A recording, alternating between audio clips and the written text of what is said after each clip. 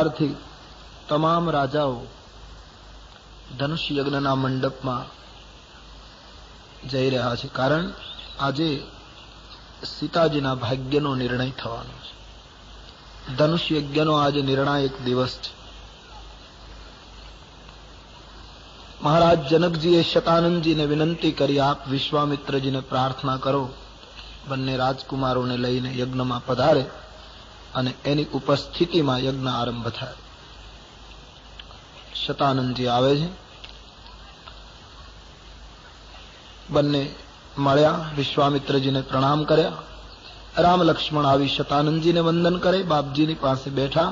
ત્યારે વિશ્વામિત્રજીએ કહ્યું, રાઘવ, જનક મહારાજ આપણી પ્રતીક્ષા કરે છે, આપણે જઈએ અને જોઈએ કે વિધાતા કોને બળાઈ આપે છે, કોના હાથે ધનુષ ભંગ થાય, કોને સીતા પ્રાપ્ત થાય, એ જરા આપણે જોઈએ.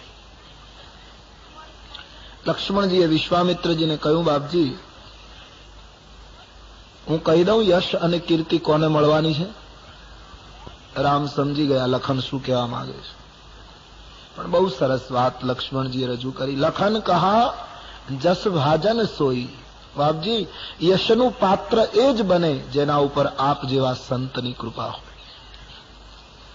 બંને ભાઈઓને સાથે લઈ ઋષિગણોની સાથે મહર્ષિ કૌશિક, વિશ્વામિત્રજી ધનુષ યજ્ઞમાં હાજરી આપવા માટે શતાનંદજીની સાથે જનકના એ ભવ્ય મંડપમાં આવે છે, જ્યાં હજારો રાજાઓ ઉપસ્થિત છે. વચ્ચેના ભાગમાં ભગવાન શંકરનું એ પિનાક પડ્યું છે. ધનુષની પાછળની જે કથા છે ઉસકો જરા ધ્યાન में ले ले. આપણે કદાચ સાંભળ્યું હશે કે આપણા પુરાણ કાળમાં એક ત્રિપુરાસુર નામનો રાક્ષસ થયો. એ એટલો બધો શક્તિશાળી અને માયાવી હતો કે આકાશમાં એમણે 3 નગર રચેલા, એવી કથા છે.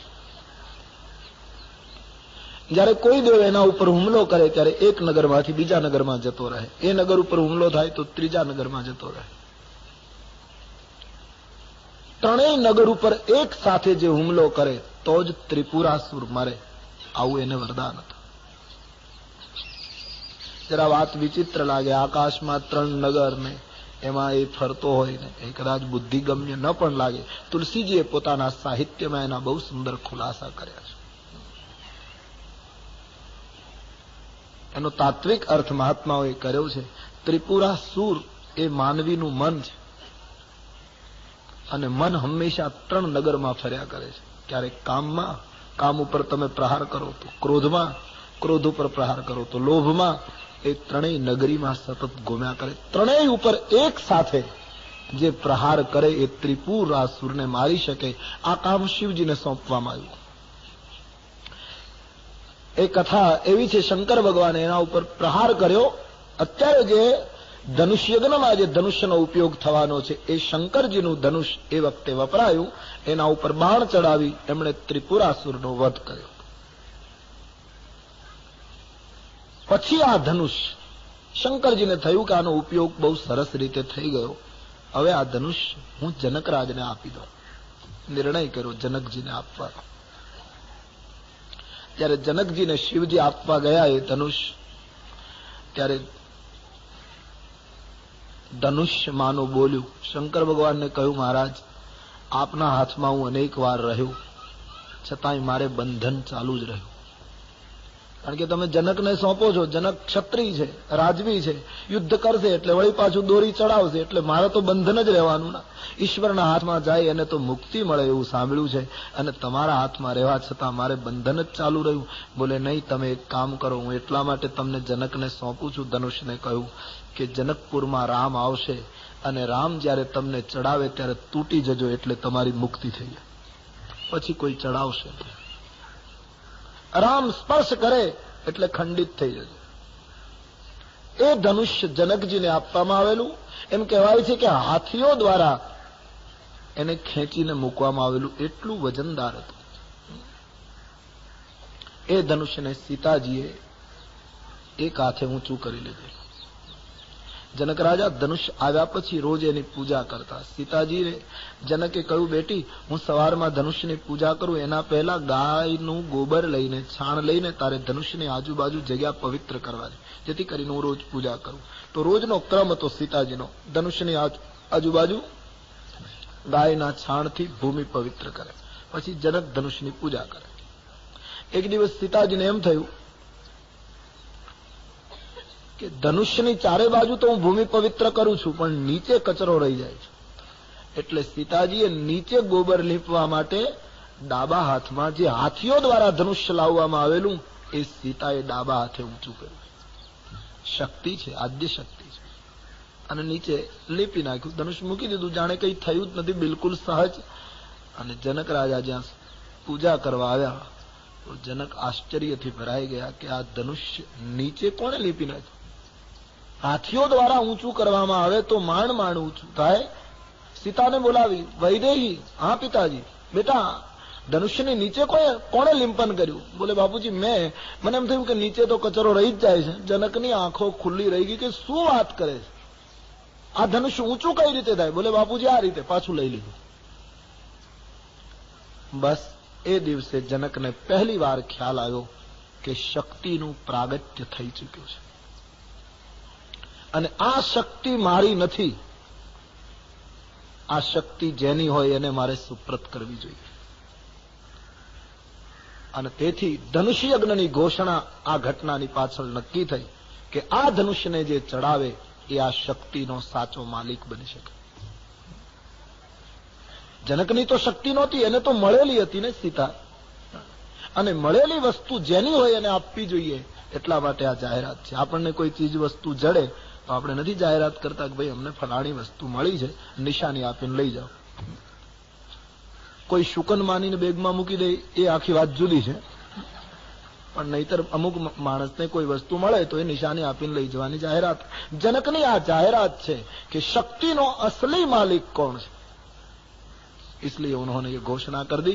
आज वही धनुष यज्ञ मनाया जा रहा था. चिक्कार मेदनी धनुष यज्ञની ચારે બાજુ બ્રાહ્મણો, ઋષિઓ, રાજા મહારાજાઓ, દેવતાઓ પણ રાજાઓનું રૂપ લઈ લઈને આ સભામાં ઉપસ્થિત હતા. અસુરો પણ વેશ પલટો કરીને આવ્યા હતા. એમ રામચરિત માનસનો મત છે. રામ લક્ષ્મણ વિશ્વામિત્રજીની સાથે યજ્ઞ મંડપમાં જઈ રહ્યા છે. આ સમાચારે આખી જનકપુરી ઉમટી છે. પ્રત્યેક નરનારી, અબાલ, વૃદ્ધ કાફી ગીરદી થઈ છે દ્વાર ઉપર. જનક મહારાજે બધાની વ્યવસ્થા કરાવી. પોતપોતાના પેલા પ્રમાણે બધા જ ગોઠવાયા. મહિલાઓની જુદી વ્યવસ્થા, બ્રાહ્મણોની જગ્યાએ રાજાઓ ચારે બાજુ, આમ બધાની યોગ્ય વ્યવસ્થા કરી છે. જનક મહારાજે દ્વાર પર વિશ્વામિત્રજીને વંદન કરી સ્વાગત કર્યું. રાજકુમારોનું સ્વાગત. પધારીએ પ્રભુ. મંડપમાં પ્રવેશ કર્યો. રામ એક છે. મંડપ ચિક્કાર ભરાયેલો છે. દરેક વ્યક્તિના નેત્રો રામ ઉપર છે, અને દરેક વ્યક્તિની દ્રષ્ટિમાં રામ તરફ જુદો જુદો ભાવ હોય ને રામનું દર્શન દરેકને જુદું જુદું થયું છે. જેટલા યોગીઓ બેઠા હતા મંડપમાં એને રામ તત્વની જ્યોત જેવા દેખાયા. વિદ્વાનોને રામ વિરાટ પુરુષ દેખાયા. ભગવદ ભક્તોને રામ પોતાના ઈષ્ટદેવના રૂપમાં દેખાયા.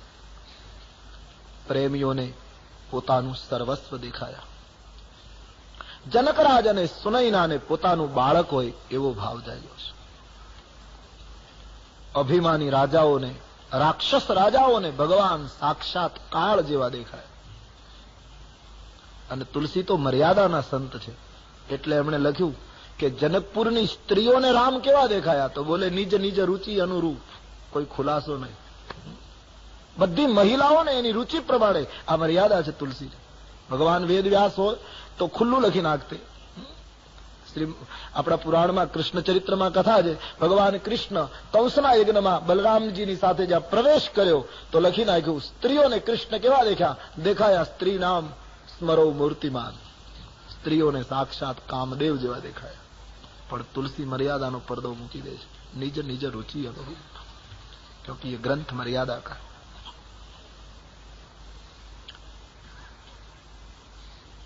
જેના હૃદયમાં જેવો ભાવ એવું રામનું દર્શન બધા પામ્યા છે. બહુ સાચી વાત છે. ઈશ્વરની બાબતમાં દરેક વ્યક્તિના અનુભવ જુદા જુદા હોય છે અને દરેક જણ સાચા હોય છે. જે ભૂમિકા ઉપરથી ઈશ્વરને જોવામાં આવે ઈશ્વર એવો દેખાય. વ્યાસગાદી એક છે, એક જ તરફ એનું મુખ છે, છતાં સન્મુખવાળાને વ્યાસગાદીનો એ ભાગ દેખાશે, બાજુવાળાને બાજુનો ભાગ દેખાશે, કોઈ પાછળ બેસે તો એને પાછળનો ભાગ દેખાશે. એમાં વ્યાસગાદી બિલકુલ નિસંગ છે. મારીને તમારી બેસવાની જે ભૂમિકા છે એને લીધે વ્યાસગાદીનું જુદું જુદું રૂપ દેખાય. એટલા માટે ઈશ્વરની બાબતમાં મીરાનો અનુભવ જુદો હશે, નરસિંહનો જુદો હશે, તુકારામનો જુદો હશે, શંકરાચાર્ય મહારાજનો જુદો હશે, વલ્લભાચાર્યજીનો જુદો હશે, અને બધા સાચા હશે. કારણ કે ઝાંકી રહી ભાવના જૈસી, પ્રભુ મૂર્તિ તીન દેખી તૈસી. જેના હૃદયમાં જેવો ભાવ એવા રામ દરેકને દેખાયા છે. વ્યક્તિમાં પણ આવું નથી થતું. આપણા એક જ વ્યક્તિ એક વ્યક્તિને અપ્રિય લાગે છે, એક વ્યક્તિ એના ઉપર પ્રાણ આપવા તૈયાર થાય. વ્યક્તિ તો એક છે, પણ જેનો હૃદયનો જેવો ભાવ, બસ પોતાના હૃદયમાં જેવી વૃત્તિ હતી એવા રામ બધાને દેખાયા છે. આખો મંડપ રામના ઉપર આમ જોઈ રહ્યો છે. આ રાજકુમાર ધનુષ તોડશે. આટલું મોટું સન્માન આ રાજકુમારનું જનકપુરમાં અભિમાની રાજાઓને ઈર્ષા થવા લાગી. તેજ અને પ્રતિભાને સહન ન કરી શક્યા. અંદર અંદર ચર્ચા કરવા લાગ્યા, આ છોકરો ધનુષ તોડશે. આપણા જેવા મર્દો આ સભામાં ઉપસ્થિત છીએ ને. આખા મંડપમાં ચક્કર મારી છે. જનક મહારાજ બોલતા નથી, પણ જનકના હૈયામાં એક ઈચ્છા છે કે મંડપની વ્યવસ્થા, યાની આ બધી વ્યવસ્થા જોઈને વિશ્વામિત્રજી કંઈક બોલે. પેલાના કાળમાં ત્યાગી સંતોનું પ્રમાણપત્ર લેવાતું હતું. એ લોકો જ સાચી વાત કહી શકે ને સાચું પ્રમાણપત્ર મહાત્માઓ જ આપી શકે, જે બિલકુલ ત્યાગ અને તપસ્વી જીવન જીવે છે. સંસારી લોકો તો આ એનું વખાણ કરે તો પેલો એનું વખાણ કરે, એમાં કઈ સત્ય બહાર નહીં આવે. તટસ્થ માણસો સાચું પ્રમાણપત્ર આપે, અને તેથી સંતોને પાસેથી પ્રમાણપત્ર લેવાનું રહેતું. જનકના હૃદયની ભાવ માનો મહાત્માજી સમજી ગયા. આખા મંડપમાં ઘૂમ્યા પછી એક વાક્ય બોલી ગયા, જનકજી, હા, ભલી રચના, આપની વ્યવસ્થા સારી છે. બસ એક વાક્યમાં જનકને પરમ સંતોષ થઈ ગયો. બાપજી, આ મંચ ઉપર આપ બિરાજો, તાકી દરેક વ્યક્તિ આપને જોઈ શકે અને આપ અને રાજકુમારો દરેક વ્યક્તિને જોઈ શકે. સબ મંચન તે મંચ એક સુંદર બિશદ વિશાલ, મુનિ સમેત દૌ બંધુ તહ બેઠા રે મહિપાલ. એક ઊંચો મંચ બનાવેલો, એના ઉપર વિશ્વામિત્રજીની સાથે બંને રાજકુમારોને બેસવાની સૂચના થઈ. મહર્ષિ વિશ્વામિત્ર અને રાજકુમારો વિરાજ્યા.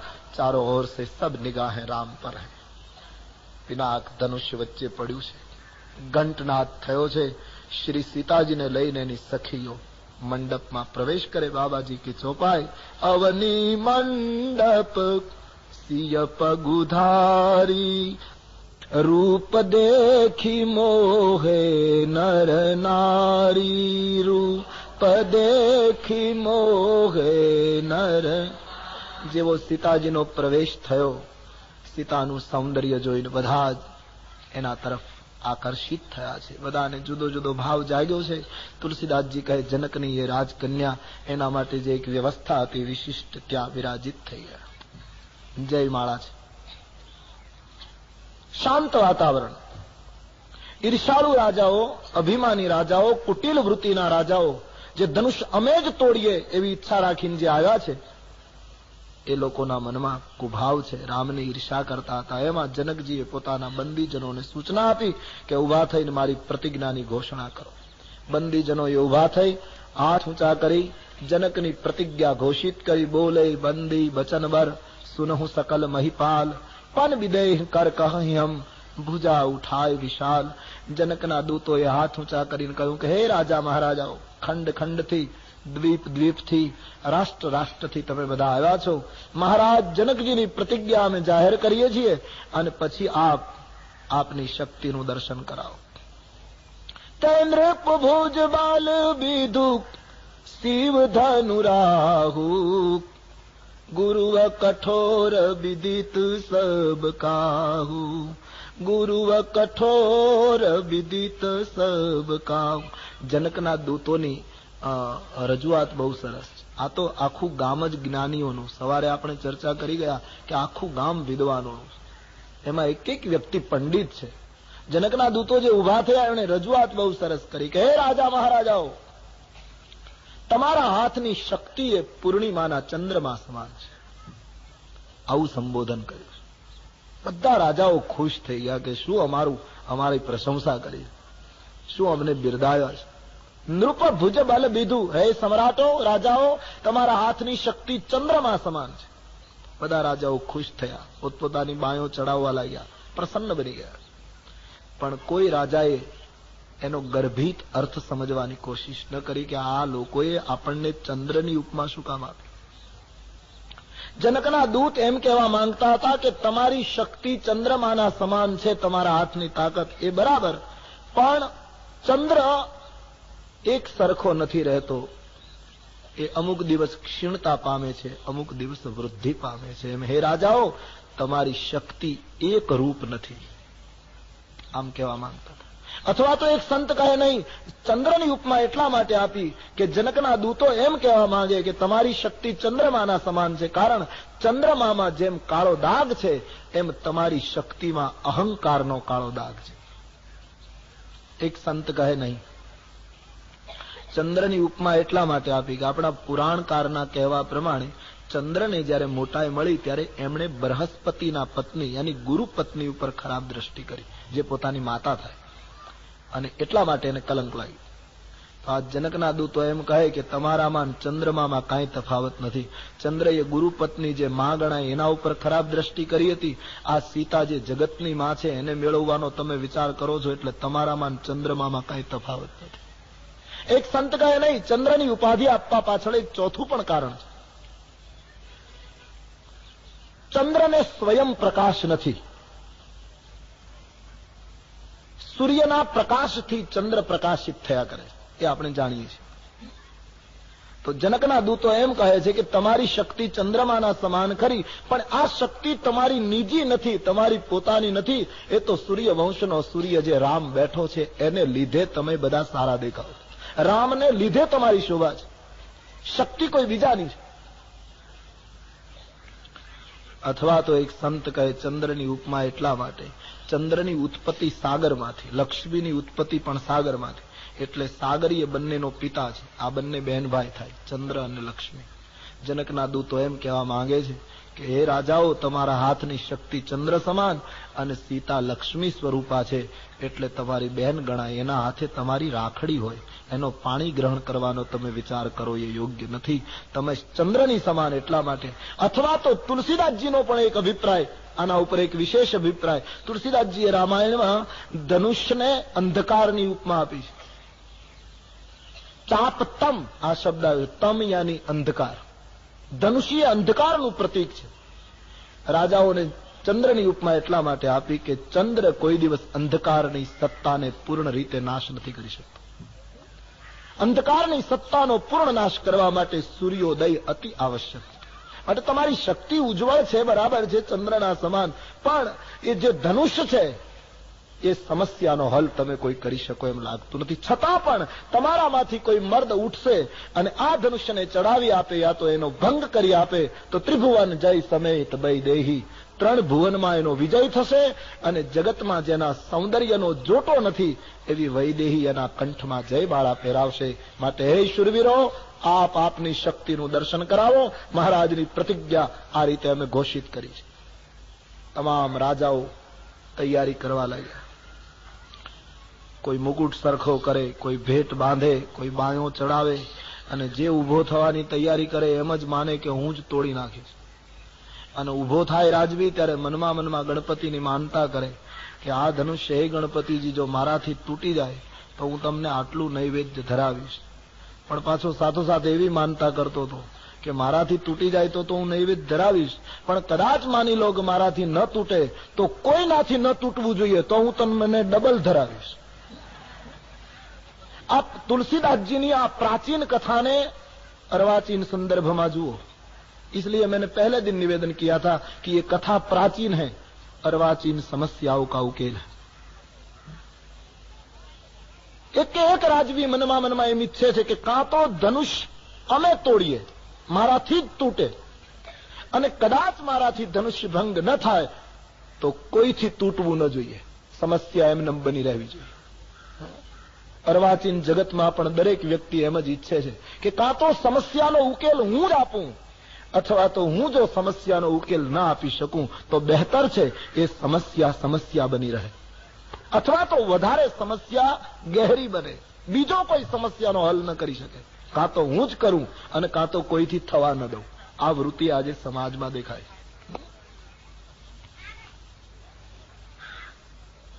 તો જે રાજા ઉભો થતો તો એ આવી માનતા કરતો હતો. હવે બન્યું એવું, એના પછી જેનો વારો આવતો હતો એ બધા સમૂહમાં માનતા કરતા હતા કે જે ઉભો થયો છે એનાથી ન તૂટે તો ગણપતિ અમે આટલું કરીશું.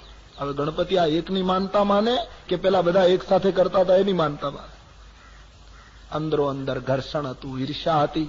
ગોસ્વામીજી કહે એક રાજવી ઉઠ્યો છે, અભિમાનથી ધનુષ્યની પાસે ગયો, ધનુષ્યને થપાટ મારીને જાણે હમણાં તોડી નાખશે એવી વૃત્તિથી ધનુષ્યને પકડીને જ્યાં ખેંચવા ગયો, બાબાજીએ શબ્દ ચિત્ર પ્રસ્તુત કર્યું, તમ કી ધરહી ધન મૂઢ નૃપ.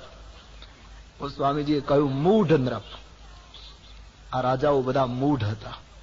તુલસી કહે ખેંચે છે, ધનુષ્ય હલતું નથી. ઊંચું કરવાની વાત જુદી છે. બનતું હતું એવું કે રાજવીની શક્તિ ઉલટાનું ધનુષ્ય પોતાનામાં લઈ લેતું. અધિક ગુરુ આય, ધનુષ્ય વધારે ને વધારે વજનદાર થવા લાગ્યું. રાજાનો પરાભવ થાય, હવે લોકો તાળીઓ પાડે, સિંહાસન ઉપર નીચું જોઈને બેસી જાય, વળી બીજો રાજવી આવે. આમ એક પછી એક રાજાઓ ધનુષ્યની આગળ પરાજિત થવા લાગ્યા.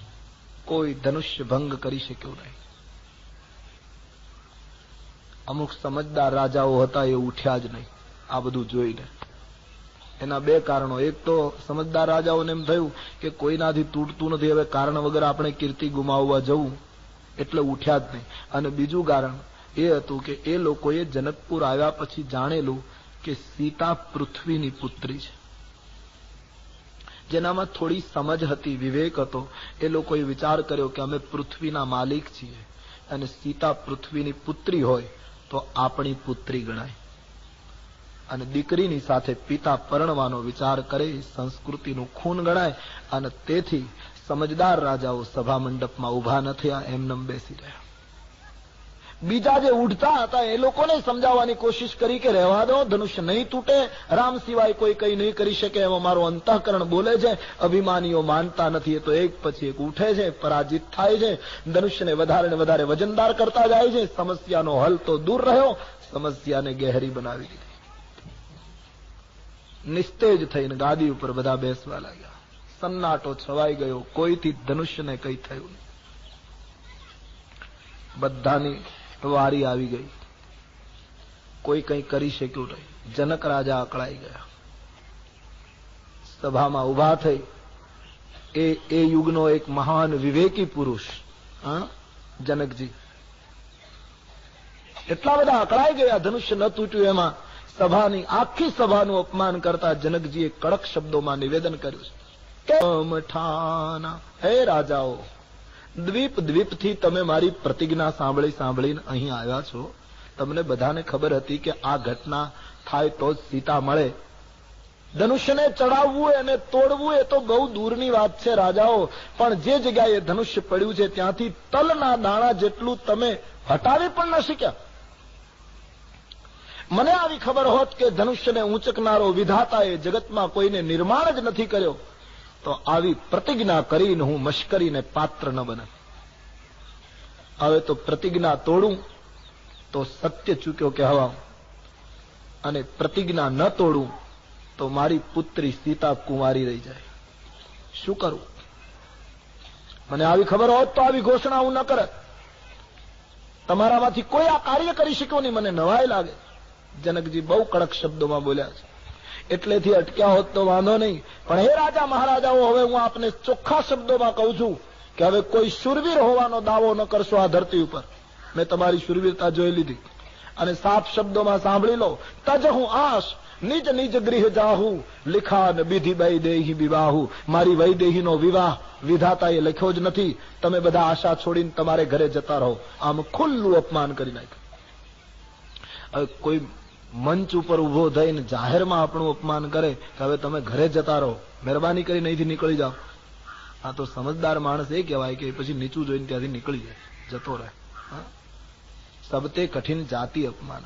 પણ અહીંયા એવું બન્યું, બધા બેસી રહ્યા, કોઈ ગયો જ નહીં. કારણ કે તુલસીદાસજીએ પહેલાથી જ ભવિષ્ય ભાગ્યું હતું. મૂઢ નૃપ, આ મૂઢતા હતી, સ્થિત પ્રજ્ઞતા નહોતી. એને અપમાનની અસર નથી એવું નહીં, મૂઢતા હતી, સમજી ન શક્યા એ લોકો. બધા બેસી રહ્યા. અમુક સજ્જનો ઉકળાટ કરવા લાગ્યા કે હવે આપણું જાહેરમાં અપમાન કરે છે, ઘરે જતા રહો, એમ નીકળી જઈએ આપણે. તો પેલા અભિમાનીઓએ કહ્યું બેઠા છીએ. કહ્યું પણ હવે બેસવાનો શું ફાયદો, આપણું અપમાન કરે છે, બાપ દાદાની કીર્તિનો સવાલ. પેલા અભિમાનીઓએ કહ્યું હવે કીર્તિ રહી છે કે રહી છે જ ક્યાં કે સવાલ ઉઠે. જે હતી એ ધનુષને અર્પણ કરી દીધી, હવે કીર્તિ જેવું કઈ છે નહીં. પેલા કહું ભલે પણ હવે બેસીને ફાયદો શું, જાહેરમાં અપમાન કર્યું છે, જતું રહેવું જોઈએ. બોલે બેસવામાં ફાયદો છે. અભિમાનીઓ કહે શું કે કોઈનાથી ધનુષ્ય નથી તૂટ્યું તો શું આ રાજકુમાર તોડી શકશે? પેલા રાજાએ કહ્યું કે માની લો રાજકુમાર પણ ન તોડી શકે, પણ હવે આપણો તો વારો આવી ગયો છે, આપણી વાત તો પૂરી થઈ ગઈ છે. કહ્યું નહીં, બેસવામાં ફાયદો. શું ફાયદો? કે કદાચ જનકજી કોઈ ધનુષ તોડી શક્યું નથી એટલે ઋષિ મુનિઓને પૂછી અને એવો નિર્ણય કરે.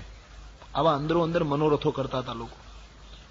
અને એમાં એવો નિર્ણય કરે કે મારી સીતા જયમાળા લઈને નીકળશે. હવે તમે તો કોઈ કઈ ધનુષ તોડી શક્યા નહીં, અને હવે મારી પુત્રી જયમાળા લઈને નીકળશે. હું સ્વયંવર જાહેર કરું છું, મારી કન્યાને જે રાજવી પસંદ પડશે એના ગળામાં એ જયમાળા પહેરાવી દેશે. અને આવો નિર્ણય લેવાય. અને કદાચ એમાં જો આપણો નંબર લાગે, આ એક બીજો વિચાર પ્રગટ થાય, અને કદાચ એમાં જો આપણી પસંદગી થાય તો પણ હજી કદાચ સીતા આપણને પ્રાપ્ત થાય. આવી એક અપેક્ષાથી મૂઢ રાજાઓ બેસી ગયા. જનકરાજ ખૂબ ઉગ્ર ભાષામાં બોલ્યા છે. આટલું બોલે ત્યાં સુધી વાંધો નહોતો, પણ જનકજીએ કડક શબ્દોમાં કહી દીધું કે આજથી હું જાહેર કરું છું કે પરશુરામજીએ 21 વખત ધરતી નક્ષત્રી કરી, પછી આ ધરતી ઉપર કોઈ સાચો ક્ષત્રિય બચ્યો નથી લાગતો. આજ જાની બીનું ભટ્ટ મહીભાઈ, ધરતીનો આખો ભૂમંડળ ગોળો શુરવીરહીન થઈ ગયો છે. હવે કોઈ વીર રહ્યો નથી, વીર વિહીન. મહીમે જાની, ધરતીના પિંડ ઉપર કોઈ વીર નથી. આમ જ્યાં જનકજી બોલી ગયા, બધાએ નીચું જોઈને સહન કરી લીધું, પણ સુમિત્રાનંદન લક્ષ્મણજી આ અપમાન સહન ન કરી શક્યા. વિશ્વામિત્રજીની ડાબી બાજુએ બેઠેલા દશરથજીના પુત્ર લક્ષ્મણજી એકદમ ઉભા થઈ ગયા, શરીર કાંપવા લાગ્યું, નેત્રો લાલ થઈ ગયા, રૂવા બેઠા થયા. સિંહનું સંતાન સહન ન થયું, અકળાઈ ગયા લક્ષ્મણ કે જનકની આ હિંમત કે એવી ઘોષણા કરે સંસારમાં કોઈ વીર નથી. ભગવાન રામજીના તરફ મસ્તક નમાવીને લક્ષ્મણજીએ ઉગ્ર અવાજમાં કહ્યું કે મહારાજ, જનક કહી જસી અનુચિત બાની. જનકજી જે બોલી રહ્યા છે તે અનુચિત બોલી રહ્યા છે, વિવેક સભર નથી. કારણ બીજાની સામે આવું નિવેદન કરે ત્યાં સુધી વાંધો નથી, પણ વિદ્યમાન રઘુકુલ મની જાની, આપ સ્વયં અહીં વિરાજિત છો, રઘુવંશના ભૂષણ આપ અહીંયા બેઠા છો, અને જનક એમ બોલે કે આ ધરતીના ગોળા ઉપર કોઈ ક્ષત્રિય નથી. મહારાજ, આપને પરિશ્રમ ન લેવો હોય રામજી તો મને આજ્ઞા આપો કે જો રાવણ અનુશાસન પાવો તો કંદુક ઇવું બ્રહ્માંડ ઉઠાવો. તમારો આદેશ મળે તો દડાની માફક આખું બ્રહ્માંડ ઊંચું કરી લઉં. મહારાજ, તમે જો મને આદેશ આપો તો કમળના મૂળિયાની જેમ ધનુષ્યને ચડાવી આપું. તમે આદેશ આપો તો કાચો ઘડો જેમ બાળક ફોડી નાખે એમ બ્રહ્માંડના ચૂરા કરી નાખું. અને આપ આદેશ આપો તો ધનુષ્યને ખભા ઉપર લઈ 400 ગાવ સુધી દોડ્યો જાઉં. મહારાજ, મારાથી આ શબ્દો સહન થતા નથી. આપ મને આદેશ આપો, અને હું બોલ્યો એટલું જો ન કરી આપું, લક્ષ્મણ કહે, તો ક્ષત્રિય કહેવડાવવાનું બંધ કરી દઉં. હાથમાં ભિક્ષા પાત્ર લઈને 5 ઘરની ભિક્ષા માંગીને પેટ ભરીશ. બાકી મહારાજ, જનકના શબ્દો કાં તો પાછા ખેંચાવો અને કાં તો મને આદેશ આપો. લક્ષ્મણજી ખૂબ સકોપ બોલી ગયા છે, એના સ્વભાવ પ્રમાણે બોલ્યા. રામાયણમાં એમ લખ્યું છે, લખન સકોપ વચન જબ બોલે, ડગમગા નિમહી દિગ્ગજ ડોલે. ધરતી ધ્રુજવા માંડી, સિંહાસનો કાપવા લાગ્યા, દિગ્પાળો ધ્રુજવા લાગ્યા. કદાચ શેષાવતાર લક્ષ્મણ જગતનો લય કરી નાખશે. આટલી બધી વાતાવરણ ઉપર લક્ષ્મણજીના અસર, શબ્દોની અસર થઈ. બધા ડોલી ગયા. પણ તુલસીદાસજી કહે, લક્ષ્મણજીનું નિવેદન વીરતાથી ભરેલું સાંભળીને બધા ડોલ્યા, પણ બે ન ડોલ્યા. એક ધનુષ અને બીજા રામ. ઈ હજી એમ ન, એને કોઈ અસર ના થઈ. આટલું ઉગ્રતાથી બોલ્યા, આ બેને કશી અસર નહીં. અને આટલી ઉગ્રતાથી બોલવા છતાંય રામજીને કોઈ અસર ન થઈ. એ વખતે લક્ષ્મણજીથી રહેવાયું નહીં. શરીર ગુસ્સામાં આખું લાલ થઈ ગયું લક્ષ્મણજી. લક્ષ્મણજીએ રામજીને નિમંત્રણ આપ્યું કે મહારાજ, હવે હદ થાય છે, હું આખો લાલ થઈ ગયો ક્રોધમાં, તમે મારી સામે તો જુઓ, હજી તમે ઉઠતા નથી. તે વખતે રામજી હસીને કહ્યું કે લખન, સૂર્યોદય થાય ને એના પહેલા આકાશમાં લાલાશ થવી જોઈએ. હવે લાલાશ થઈ ગઈ છે, અબ સૂરજ નિકલને કી તૈયારી. વરસાદ થતા પહેલા લક્ષ્મણ, ગર્जना જરૂરી છે, તूने गर्जना कर दी, अब बारिश मैं कर दूंगा. ભગવાન રામજી ને લક્ષ્મણજી સમજી ગયા, પ્રાર્થના કરી, મહારાજ હવે ઉઠો. ચેતન તત્વ ન ઉઠે ત્યાં સુધી જળના ટુકડા નહીં થાય મહારાજ. આ અંધકારનું પ્રતીક ધનુષ, बिना सूर्योदय अंधकार की सत्ता नाश नहीं हो सकती महाराज, इसलिए उठिए प्रभु.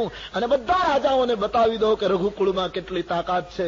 ભગવાન રામજીએ લક્ષ્મણને ઈશારો કર્યો. આટલા બધા રોષે ભરાયેલા લક્ષ્મણજી રામજીના એક જ ઈશારામાં એકદમ સમજી ગયા, બેસી ગયા. તુલસીદાસજી મર્યાદાના સંતને એટલે પાછું આવું લખે ત્યારે ખુલાસા કઈ ન કરે કે ઈશારામાં પાછું શું કર્યું. ખાલી ઈશારો, સહી નહીં રઘુપતિ લખન નિવારે, શયન કરી. કોણ સી શયન? રામજી એને એમ તો નહીં કહ્યું હોય કે તું નહીં, મારે તોડવાનું છે, તું ક્યાં ઉભો થયો, આ બધું મારે કર. એવો ઈશારો તો રામજીએ નહીં કર્યો હોય. એક સંત કહે, રામજીએ ઈશારો એ કર્યો, વિશ્વામિત્રજીને બતાવ્યા. લક્ષ્મણ, જનકજી બોલી ગયા કે ધરતી ઉપર કોઈ ક્ષત્રિય નથી. એ વખતે તારા કરતા મને વધારે લાગી આવ્યું છે, અને હમણાં બતાવી દઉં. પણ વિશ્વામિત્રજીને ઈશારામાં બતાવ્યા કે વિશ્વામિત્રજીની આજ્ઞા વગર ઉભા થવું એ મર્યાદાનું ઉલ્લંઘન છે. લખન, બાપજી બેઠા છે, ઉસકો પૂછે બિના. લક્ષ્મણજી સમજી ગયા, નિયંત્રિત એકદમ રામના પહેલામાં બેસી ગયા. આ ઈશારો બીજા અર્થમાં કહું તો લક્ષ્મણને નહોતો, વિશ્વામિત્રજીને હતો કે બાપજી હવે વિલંબ ન કરો, મને આદેશ આપો.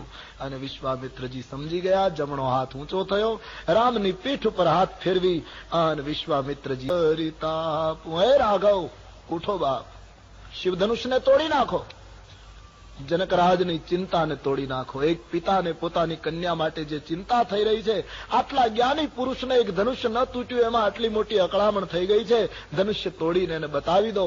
ભગવાન વિશ્વામિત્રજીએ રામજીને આદેશ આપ્યો.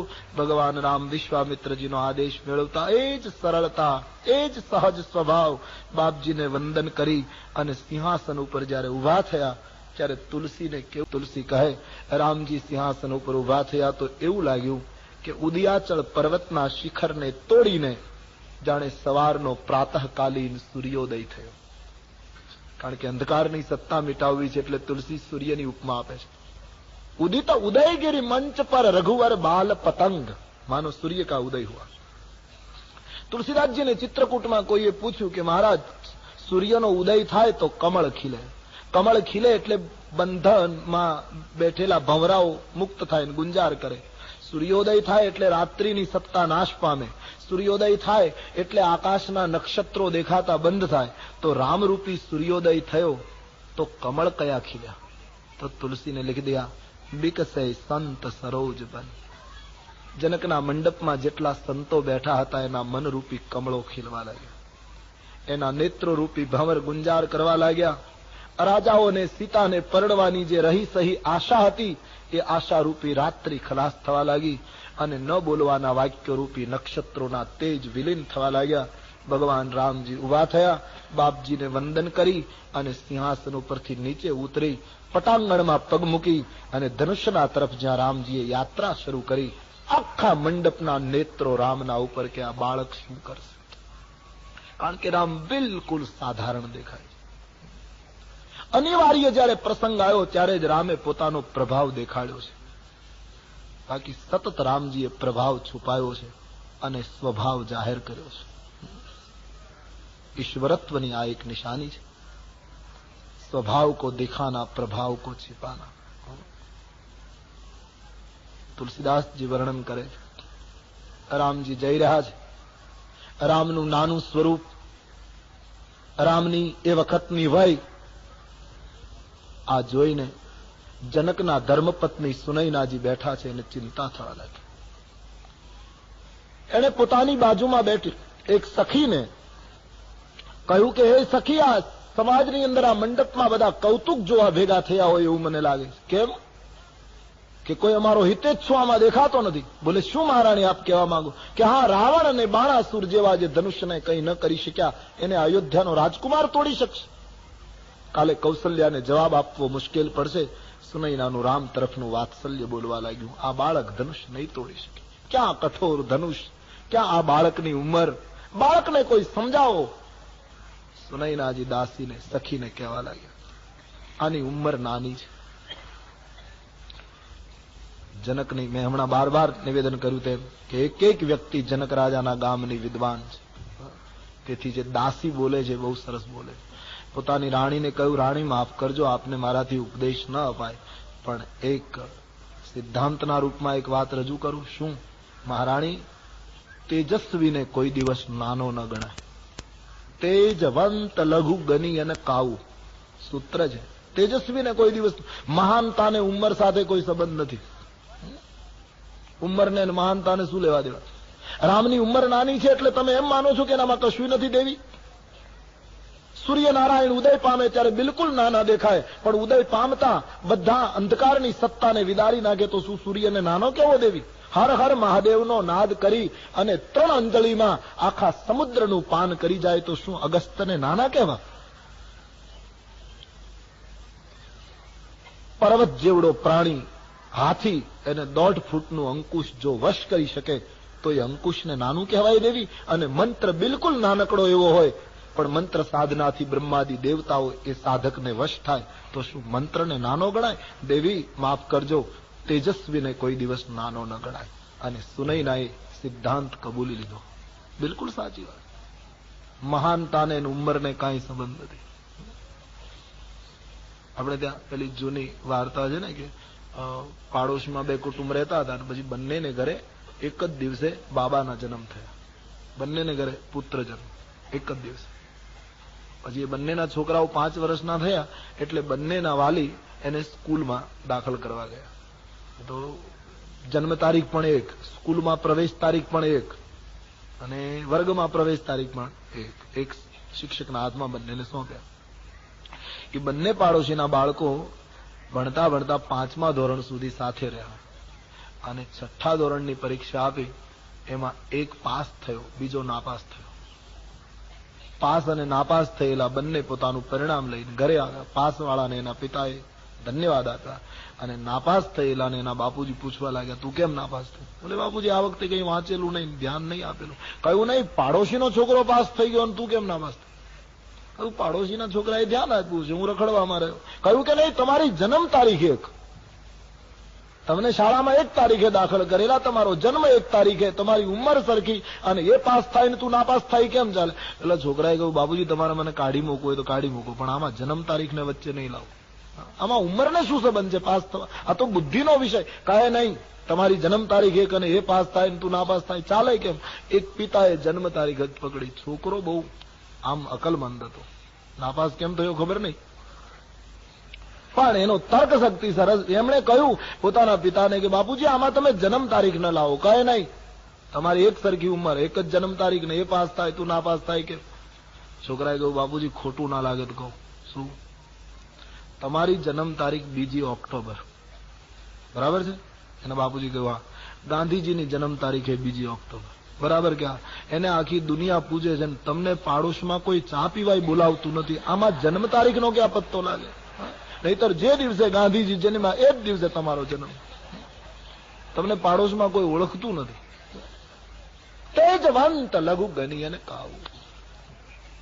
સાધનાને, શક્તિને, તેજસ્વીતાને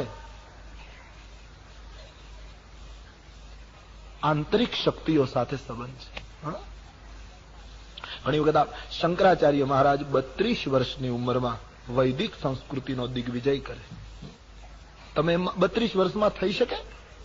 શક્ય જ નથી. કેમ 32 વર્ષમાં થઈ શકે? આટલી યુવાન વયમાં એમણે ચારેય હિન્દુસ્તાનના છેડા ઉપર વેદનો ધ્વજ ફરકાવી દીધો આ પુરુષ. કેમ શક્ય બને? ઉંમરની સાથે જો મિલાપ કરો, જેની સાધના જન્મ જન્મની ભેગી થઈ હોય એ માણસ નાની ઉંમરમાં પણ ક્રાંતિ. સ્વામી રામતીર્થ કહેતા ને કે કોઈ માણસ પોસ્ટકાર્ડ લખતો હોય કોઈ સ્નેહીને, અને પથારીમાં રાત્રિના સમયે પોસ્ટકાર્ડ લખતા લખતા અડધો પોસ્ટકાર્ડ લખી શક્યો અને ત્યાં એને ઊંઘ આવી ગઈ અને કલમ પડી ગઈ, પોતે સૂઈ ગયો, પોસ્ટકાર્ડ પડી ગયો. તો સવારે જાગ્યા પછી એને ખ્યાલ આવે કે હું તો ટપાલ લખતા લખતા સૂઈ ગયો. પાછી કલમ લઈને પોસ્ટકાર્ડ લઈને લખવા બેસે તો એ માણસને પોસ્ટકાર્ડ પહેલેથી લખવો ના પડે, જ્યાંથી અધૂરો હતો ત્યાંથી આગળ ચાલુ કરવા.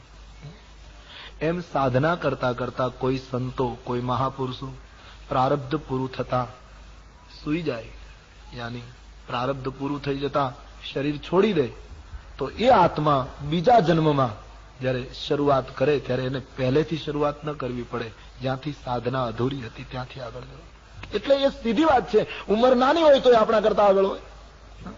ઘણી વખત એવું પણ બને કે આખો પોસ્ટકાર્ડ લખાઈ ગયો હોય, ખાલી સહી જ બાકી હોય, એને ઊંઘ આવી ગઈ હોય, તો બીજે દિવસે ખાલી સહી જ કરવા પૂરતી હોય, બીજા જન્મમાં ખાલી થોડું જ કરવાનું હોય.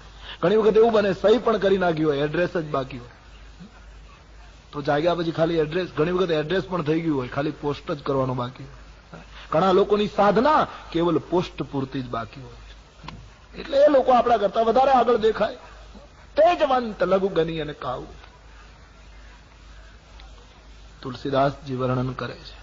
સુનૈનાને એની સખીએ આ સિદ્ધાંત રજૂ કર્યો. સુનૈનાને સંતોષ થઈ ગયો, ચૂપ થઈ ગયા. દરમિયાન રામજી ધનુષ પાસે પહોંચી ગયા.